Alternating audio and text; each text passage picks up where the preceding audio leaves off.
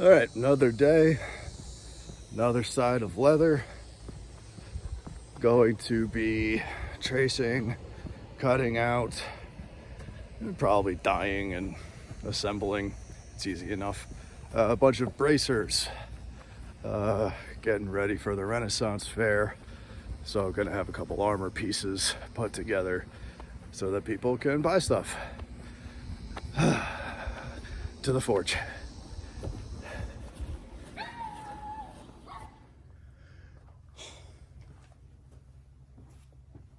All right, for these bracers, got a nice piece of vegetable tanned leather. This stuff is pretty good. It's a really big piece. I didn't realize this was so big. So it's a pretty nice piece. I got my little gauge doohickey. Where did I put that? All right, using this little gauge thing. This is what is this? 6.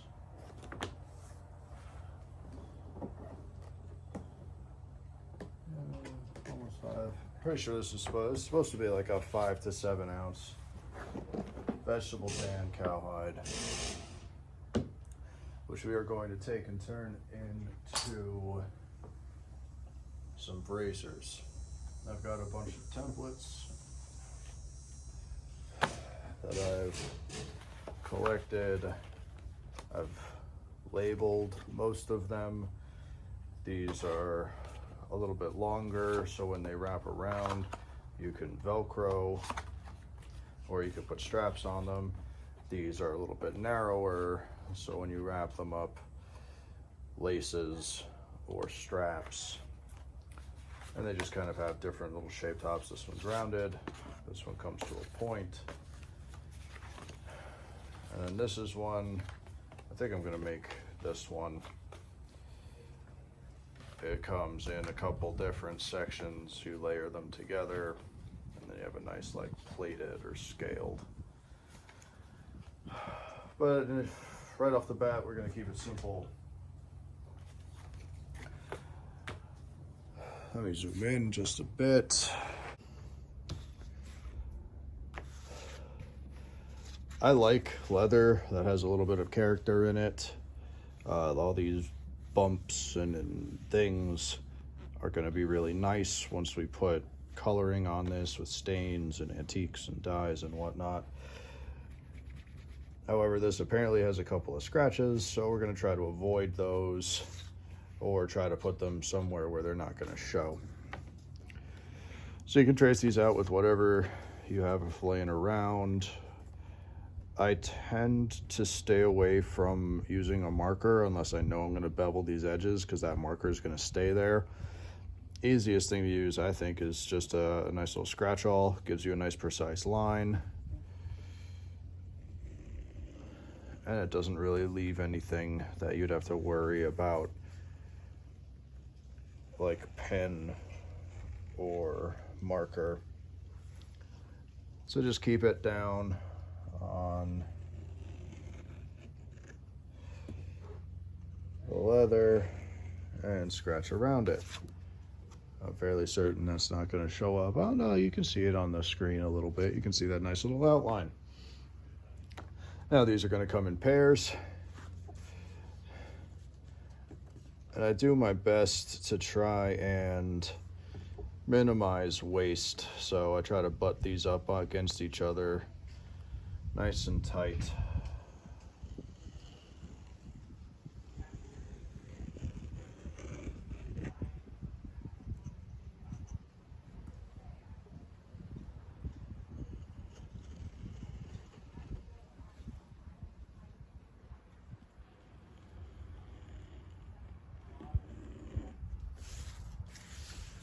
All right, so now I'm just gonna go and do, I don't know, a whole bunch of these, I guess. I'll be back in a minute. All right, I changed my mind. Instead, I'm gonna go ahead and cut these out. You can obviously use a razor knife. That's gonna be probably the most common thing, or a nice big fancy round knife. I have one of those, but this stuff is easy enough that I'm just going to use, this is a very nice pair of leather shears.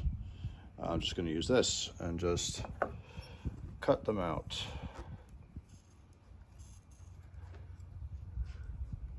Just following the curve.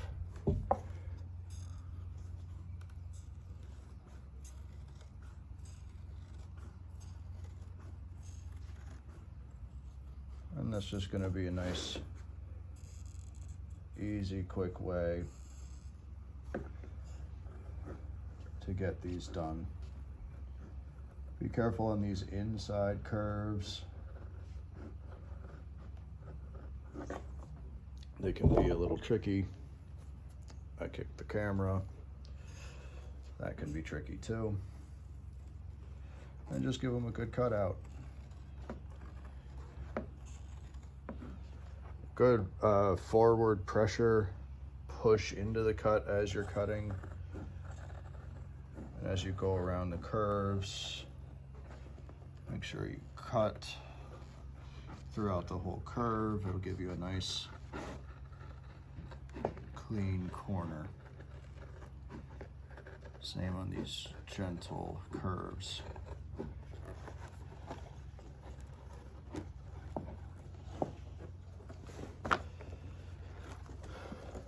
Trying not to get in the way of the camera, but such is life when you're filming alone.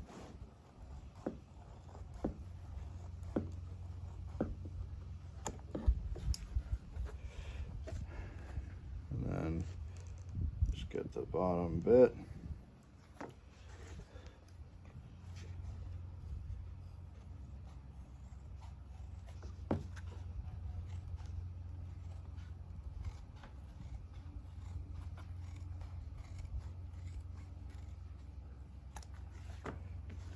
There it is, that's our first one. I'm gonna cut out the other one. I'll be back in a second.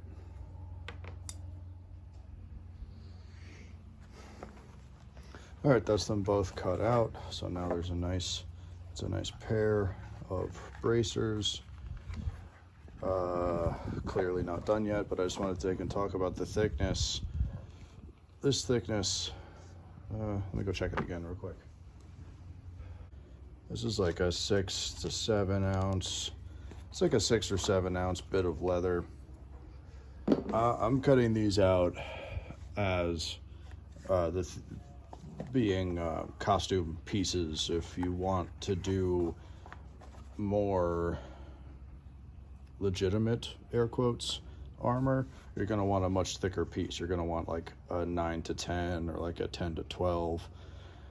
Or those really big, thick bits of armor, leather, that are like, they're like a 1/4 inch thick. It's incredible. But these are basically supposed to be costume pieces. So I'm not worried about the thickness. I'm worried more about just making sure they look pretty good. I'm gonna go ahead and cut out a few more, and I'll be back in a couple minutes. We'll talk about edge beveling.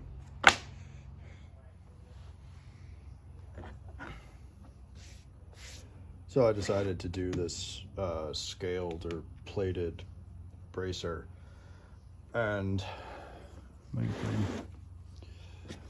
as I'm cutting out this last piece, wanted to come back and make another comment about leather thickness when you're doing these things.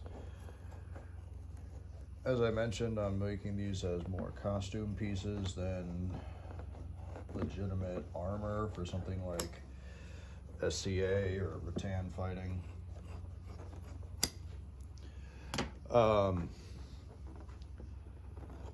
So they're out of a slight, it's not thin, but it's a thinner metal, not metal.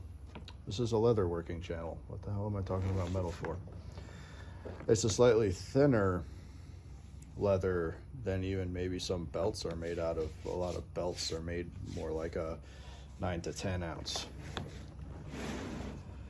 But the first time I made this this bracer years ago, when I first got into leather working, I made this pattern, cut it out, and I hand stitched it together, which I might do to this one. I might hand stitch it. I haven't decided yet. That's not the point of the story. The point is, I made it out of a really thick, like belt leather, like an 10 ounce, something like that, leather. And it was really stiff and uncomfortable to wear.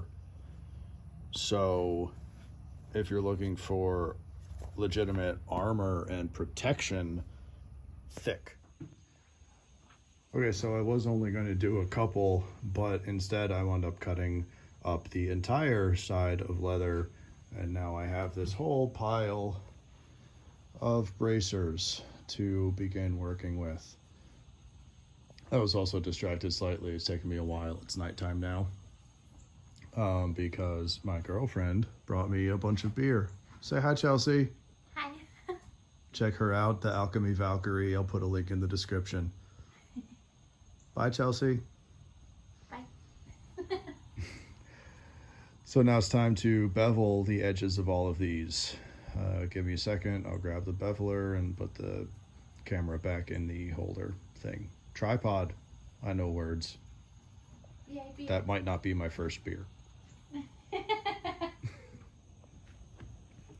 Okay, so now it's time to bevel the edges.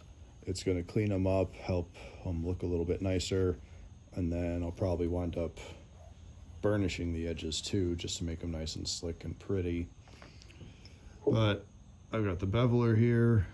You might recognize it from the belt video I put out before. So we're just going to run this down all the edges and clean them up.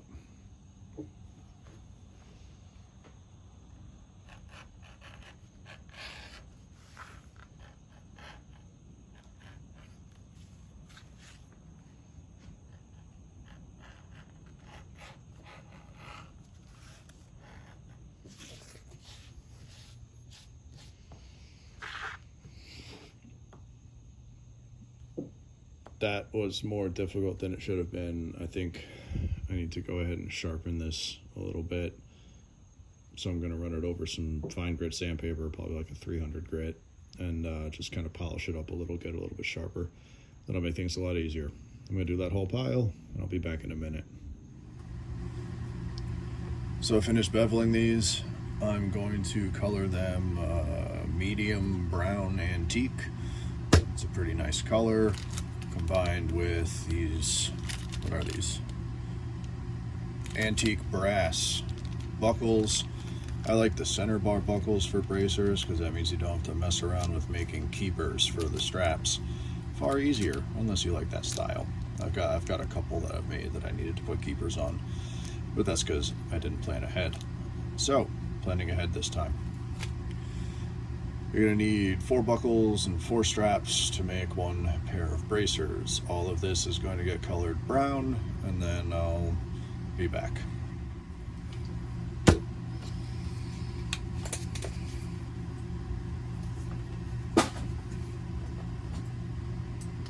Holy crap. What the hell?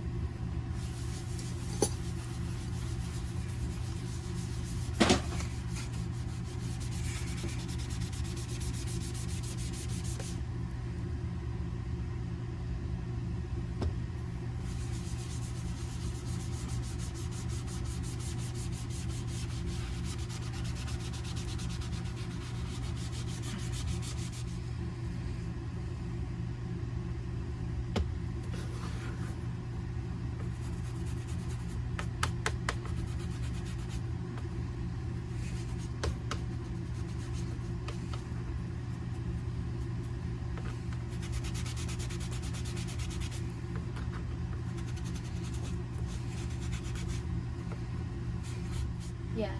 Like prep everything for a ring and then just bring that stuff. And then just, solder it together. Yeah. And I'd assume you need some like pliers or something too. The pieces over.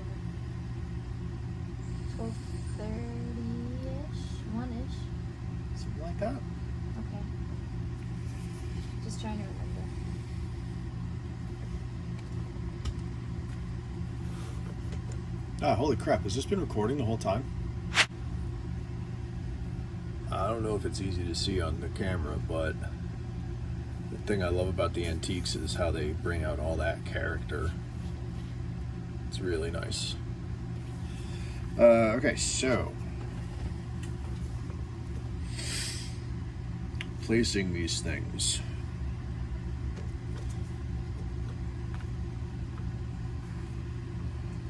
So one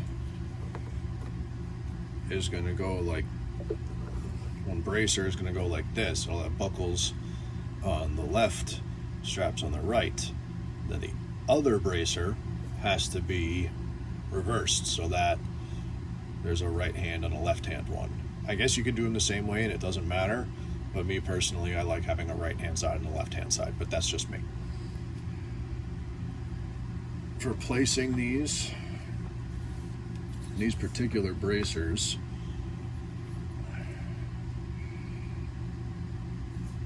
this is give or take 6 inches. So I'm gonna go in 2 inches from one side, in 2 inches from the other side.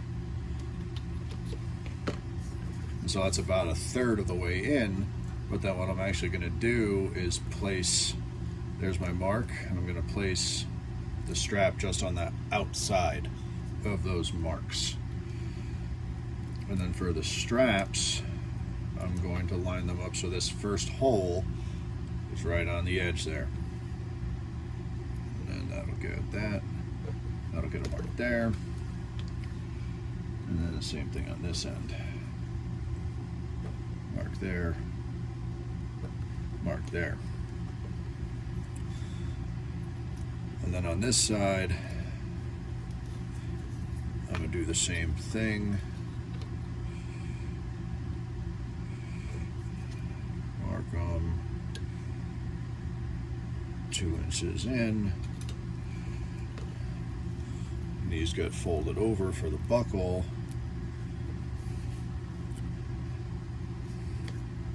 And I like putting the fold right on that crease.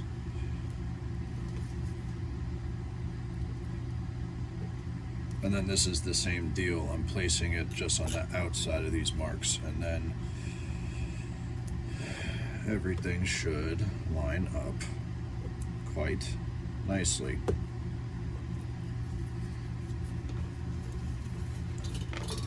All right, gonna punch these holes, be right back.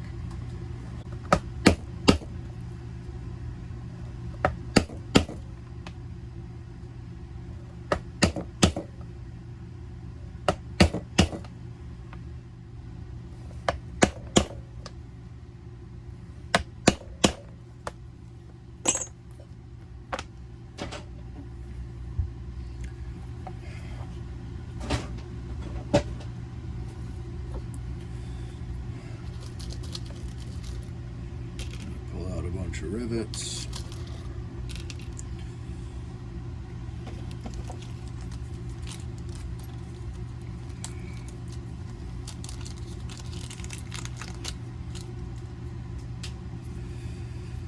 Start with the buckles over here. This little doohickey goes on like that.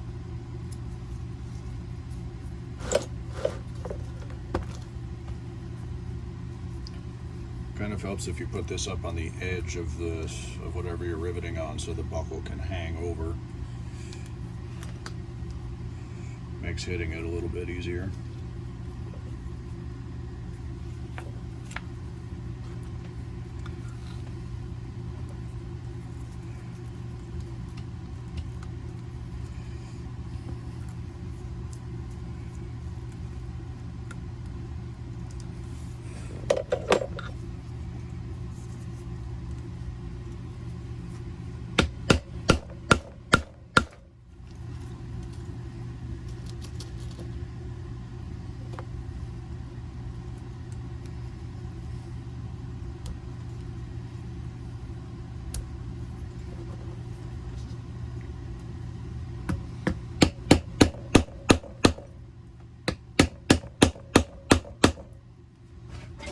Alright, there it is. pair of medium brown bracers with antique brass buckles.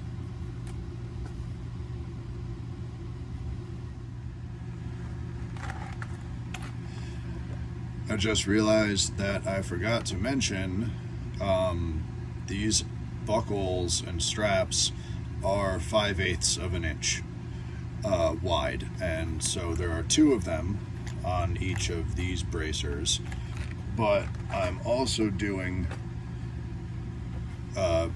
versions that have 3, and these buckles are going to be a 1/2 inch. So 1/2 inch buckles I like for the 3 because then they're not as bulky, and so you can fit them in, and it's a nicer look. For the 1/2 inch buckles and the 3, again, this is about 6 inches. The middle one goes at the middle. This is 3 inches, and then this one is 1.5 inches. This one is 1.5 inches. Then the same as on the 2 buckle bracers, I've got these lined up on the outside of that one, and this one is lined up right in the middle. And that's that. 3 straps. So it's a pretty cool look.